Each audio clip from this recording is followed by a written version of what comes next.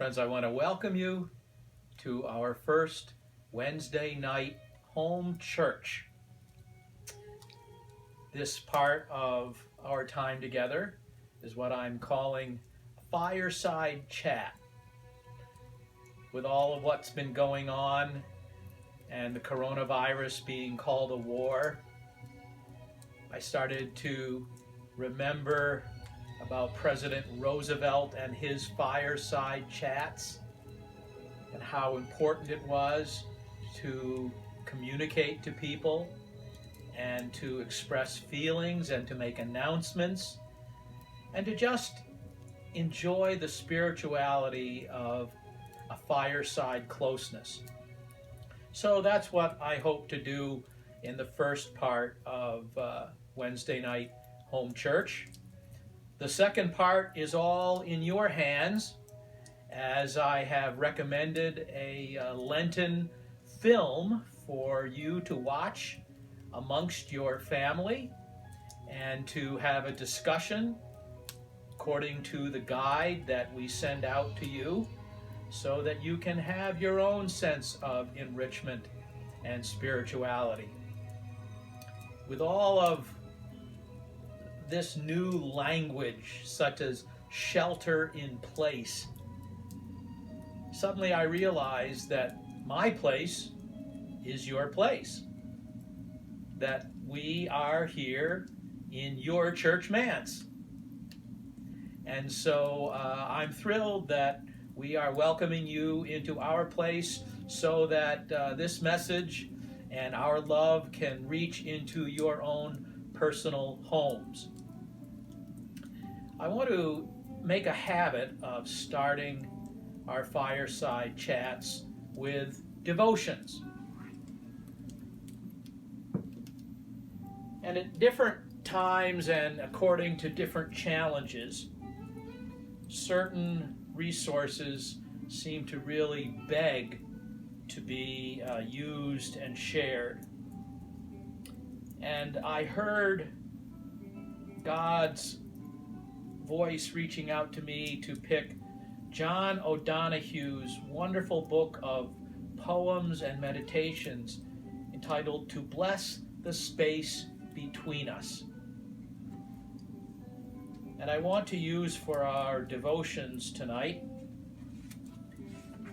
his meditations for the interim time.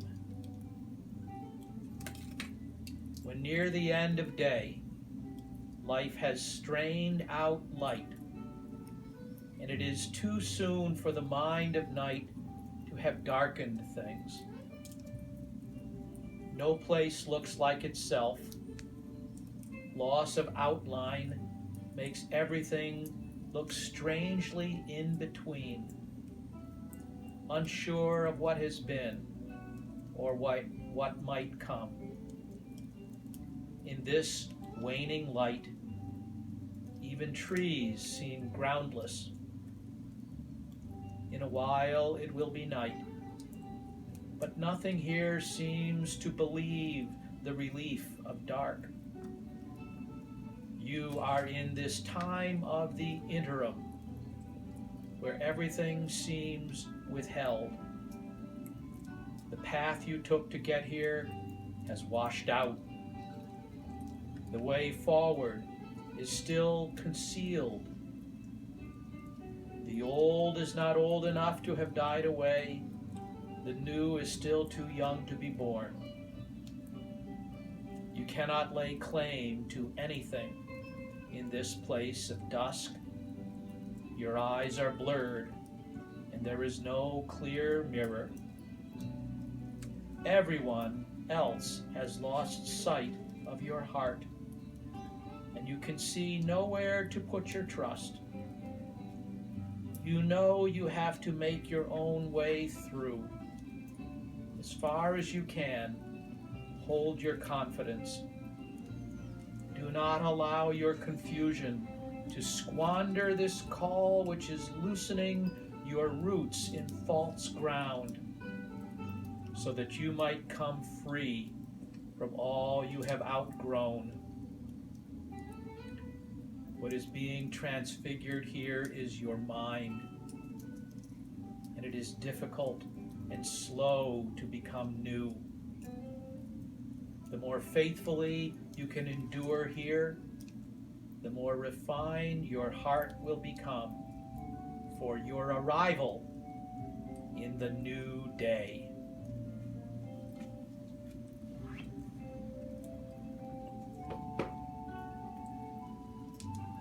So we've been busy, even though you haven't seen us. We've been very busy at the church office trying to recreate church and figure out how to stay together and to minister to one another. And you have perhaps heard about the buddy system that was inaugurated a couple of days ago. But today, I think we have finally finished organizing it. We had approximately 75 people that we had identified as part of vulnerable groups. And we have now paired each and every one of those 65 with a wonderful volunteer. They've been coming out of the woodwork, really asking, how can we help? How can we serve? And so you have been paired with a vulnerable person who really needs several things. We hope that you will be able to call them every day and be a good listener. Listen to how they're feeling. And if they start to share their stories, let them finish and let them be the gauge of your time. We also hope that you'll be able to lift their spirits. If you find some good jokes, save them and share them. And if you find a wonderful piece of devotion that has lifted your hearts, save that and share them with your buddy. We also hope that you might have the opportunity to do any special errands that they might need, especially food shopping, because they really shouldn't be going into public spaces where there are folks all shopping at the same time. We've discovered that it's helpful to, at the beginning of the week, say, start a list, and then at the end of the week, we get that list. And Esther and I have been going on Monday mornings at 6 o'clock in the morning to one of the local stores to do shopping for our buddies. And then we simply deliver those goods to the front door and ring the bell and wave as we drive away. So we hope that you will do comparable things. And as our time goes along, I hope that you can give us a call and help us to fine-tune this buddy system so that it works even better and meets as broadly the needs of our vulnerable parishioners as possible. So the buddy system, we hope, is in place starting today. We have also had to transform Faith Inside.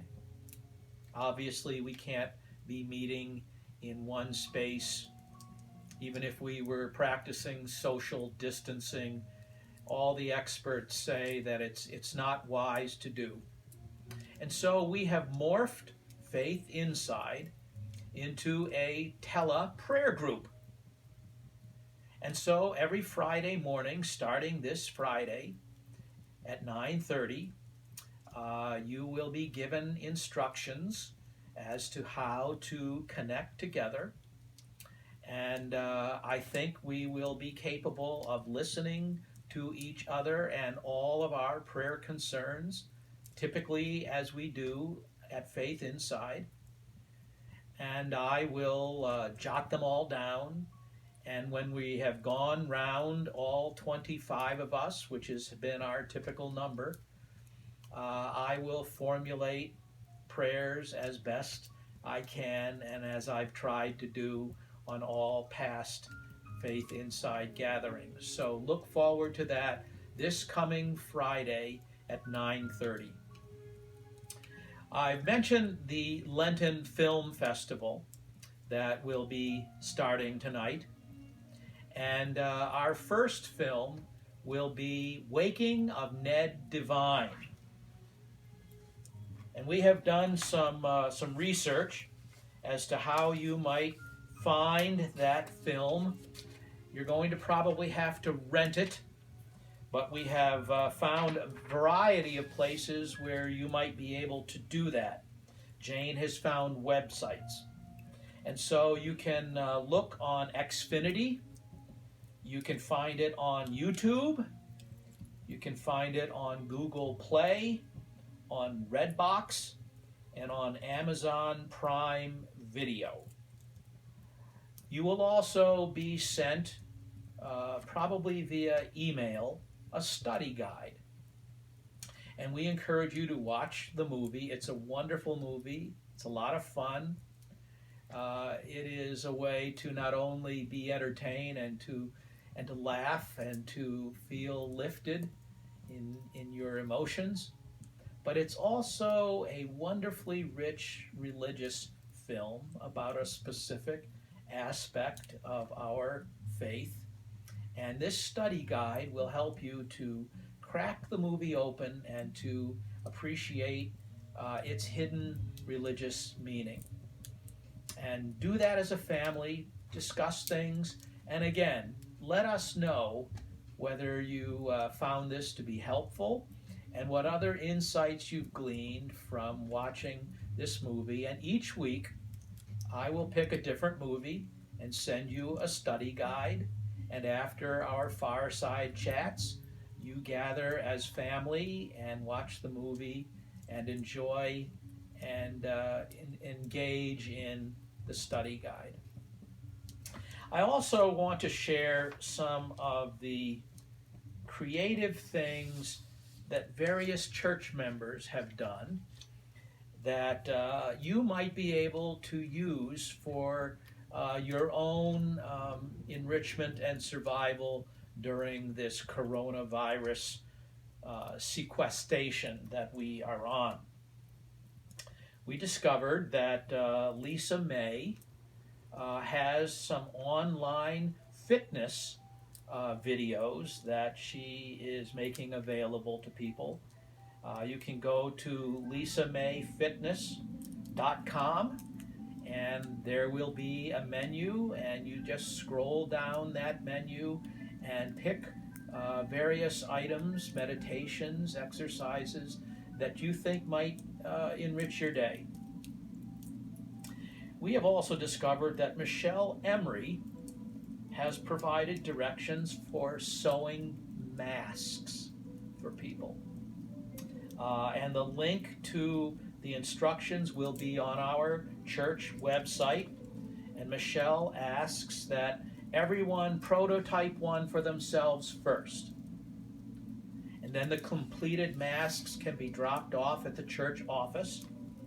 And we've been told that Chris Harvey, who lives in Clarendon, has already made 10 to help out a friend, and she is making masks for all of us on the church staff to use in our travels hither and yon. And we're going to be sharing a variety of different stories and vignettes from the church family that you might find interesting and might inspire you to do something creative in your own way. So I want to close out our fireside chat with a message every Wednesday.